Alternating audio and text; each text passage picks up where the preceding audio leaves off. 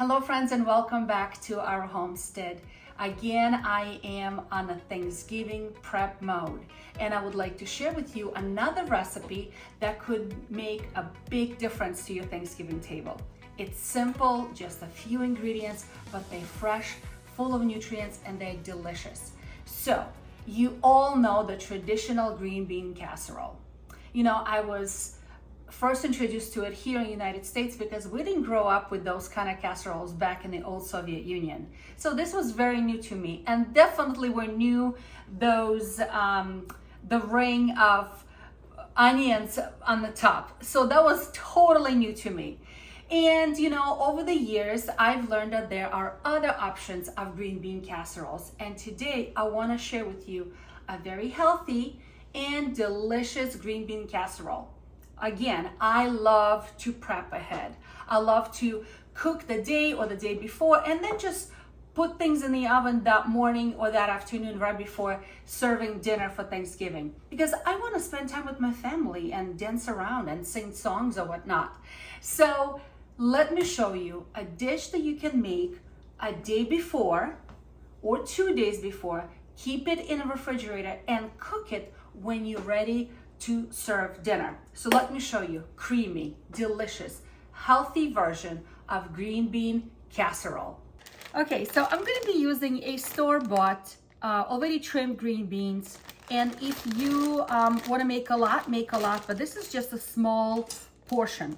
So what I'm going to do is, even though they trimmed and supposedly washed, I will wash them anyway. So I'm going to take them to the sink and get them washed and that sort of thing.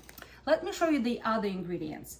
And because it's going to be no mushroom soup or any of that nonsense, okay, I'm going to be using something else that's going to make it creamier for me. I'm going to take a can of artichoke hearts, and I'm going to cut them up really small. Or even better, we can, if you like, this can be put through a food processor to really make it small, and that's what's going to help to add that creaminess. All right, okay.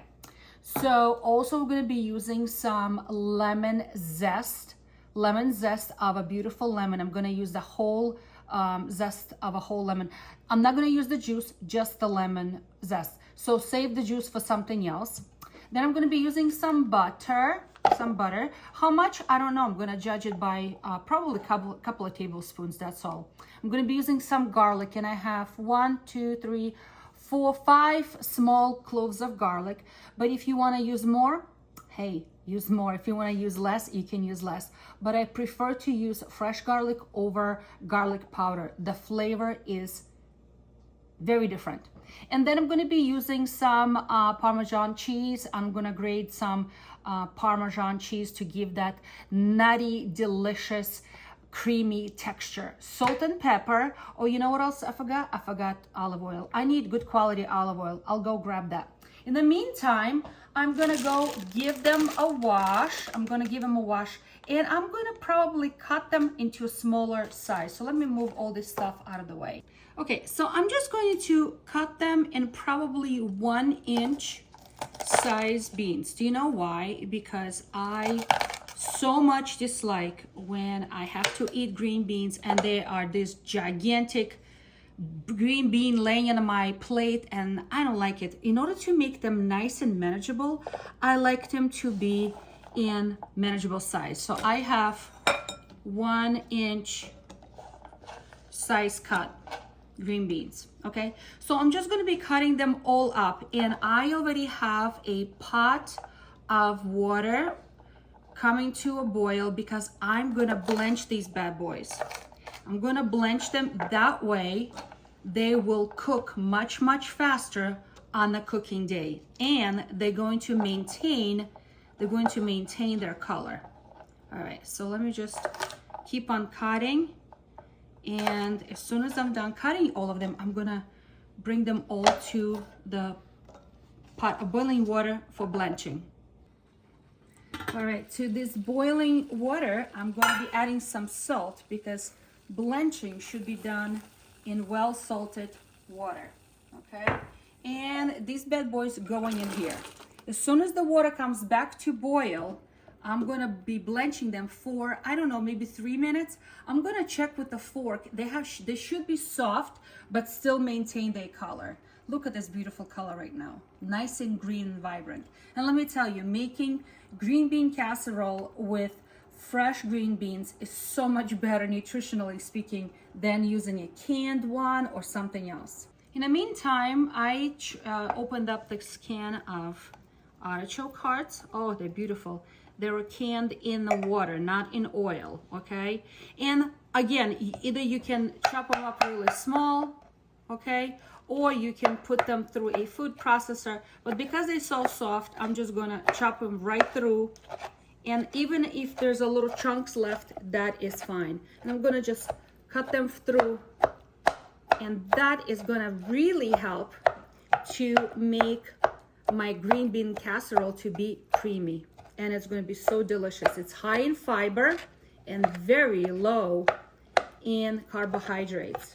So if you like to make this dish keto, you can make it keto. All right, one thing I just realized to really put into my ingredient list. Please don't get upset with me. I forgot to bring out the breadcrumbs. I need breadcrumbs. And breadcrumbs, I prefer to use Italian. Why? Because they are already seasoned. Okay, so I think this should be fine. All right, let me put everything into my mixing bowl right now. I hear my green beans are blanching in the back. All right, beautiful. All of this is gonna add really nice flavor. This has been blanching now for about 3.5 minutes and it's still nice and green. I'm just gonna strain it. Nice and green.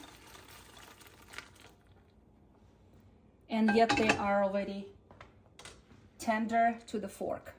Look at this beautiful color. That's what I'm talking about. That's what green bean casserole should be made out of. The green beans are sitting here cooling off and I already have the artichokes nicely chopped up in here. To this, I'm gonna be adding, what am I adding? I'm gonna be adding garlic. So let me just move this closer. And you can chop it if you want to, or you can use the garlic press. It's really up to, you know, your preference. I like to do a garlic press. Why? Because I like when it's uniformly distributed everywhere and nobody bites into a piece of garlic. But some people prefer to use just, you know, chopped garlic, and it should be up to preference, really. But there's just something special about fresh garlic versus dried garlic powder. The taste is day and night difference. Okay, what else am I gonna do? Okay, I need a zest of a lemon, and honestly, I used to have a really nice zester, but then something happened to it. I can't remember. So now I am forced to improvise. So Secret Santa, if you're watching this, Mama needs a new zester. All right, I'm just gonna peel off the yellow part, leaving the white part behind. And I'm just gonna chop them up really, really small. And I know it's not the same as zesting, but trust me, it's going to work. Oh, it smells wonderful. It is so wonderful. Such a smell that's like fresh and fragrant, and it smells like holidays. So I'm just gonna chop them up really, really small like that. And it's gonna go into my mixture as well. All right, get over here. Let me just chop them up. Everything nicely nice. All right, I just turned the oven on, so it's preheating to 375. Let me just chop them up a little bit more. Okay. I know a zester would have been so much easier, Mama. So much easier, but you do what you have to do, right? You get around it. Okay, so all my lemon goes into my mixing bowl as well. Okay. So what else do I need to do? Okay, so to this, I'm gonna be adding now Parmesan cheese, and I'm gonna grate it. I mean, if you already bought it grated already in the package, that's fine. But I bought it in a like a chunk of it, and I'm gonna be putting how much? For my recipe, and my recipe is a small batch, I'm only gonna be putting about half a cup, and that's it. I'm gonna be adding a little bit more on the top as it's baking. Beautiful, beautiful aroma, this nutty flavor, but very fresh. All right, so that's gonna go in here as well. So let me just mix this all together. Okay, we're not gonna forget salt and pepper, but keep in mind that that we already salted the water when we blanched the beans, remember that? And there is salt in the cheese itself. So I'm gonna be putting a little bit of black pepper to taste. Okay, how much? Don't know. It should be to taste. And everyone has a different taste, how much pepper they like.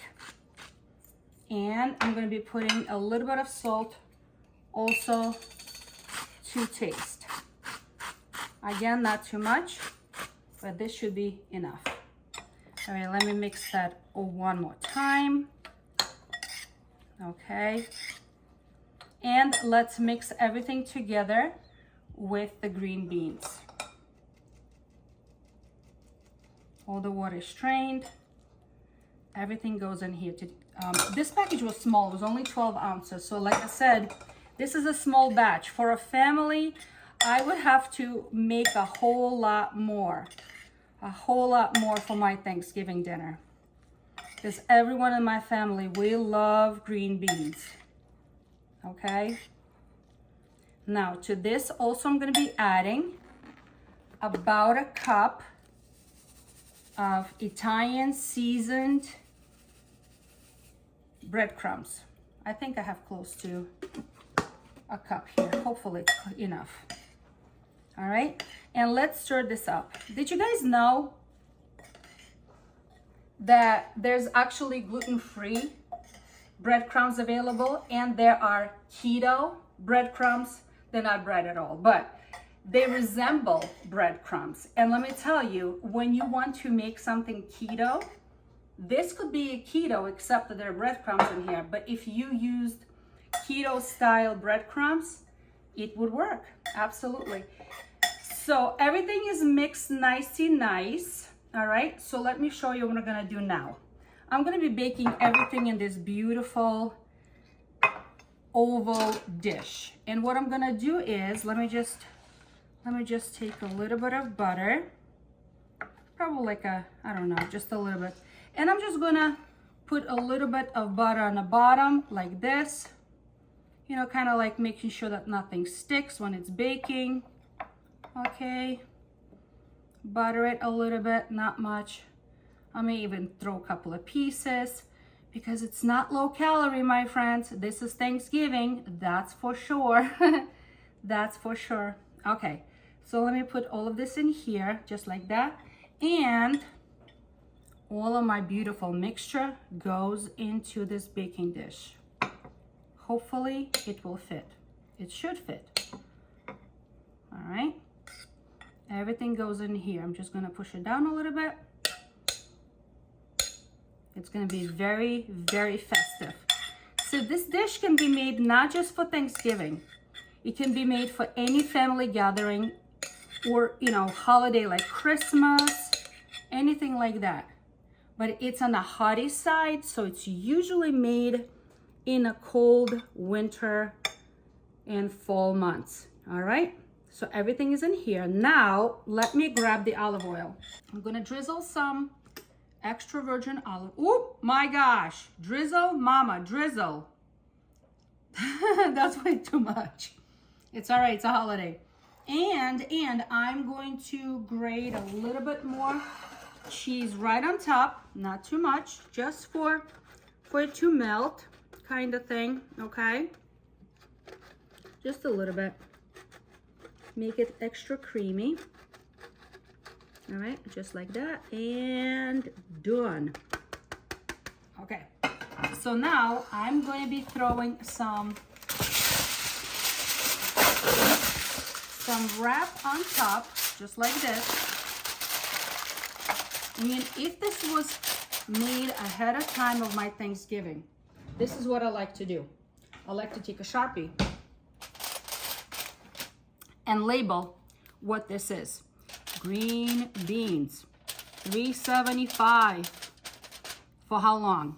And I will write, usually it's about 30 minutes covered, and then 10 minutes uncovered.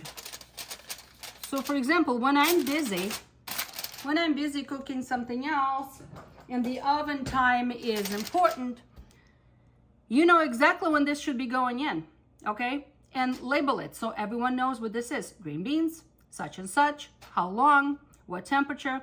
But I'm going to be cooking it right now. So let me put this in the oven. Okay, it's going to be making $3.75 for half an hour. And then I will uncover for the next 10 minutes. All right, sizzling, it's hot. It's sizzling, it's hot. I want to taste it, but I think it's going to be way too hot to taste it. It's okay to add more cheese on top, but let me just say, make sure that everything is beautifully bubbling through. So one of the things I want to mention to you guys is that every oven is different, and some ovens bake hotter and then others less, not as hot. So my oven is a little bit hotter than other ovens. So I've noticed that with my old oven that I've had last year, I needed to bake it for half an hour covered and then 10 minutes uncovered for 10 minutes. Guess what? This year I did not need to do that. So covered 30 minutes I cooked, and uncovered just to brown and melt things on top, only 5 minutes, and it was enough. So let's give it a taste. If I burn my mouth, it's all worth it. It's all worth it. So it's nice and creamy, like I've said, okay? There was no mushroom soup, none of those condensed soups involved whatsoever, no onions, right? Oh my goodness, I want to taste it so bad. Hold on a second. And it smells very garlicky. So maybe next time you use less garlic, mama.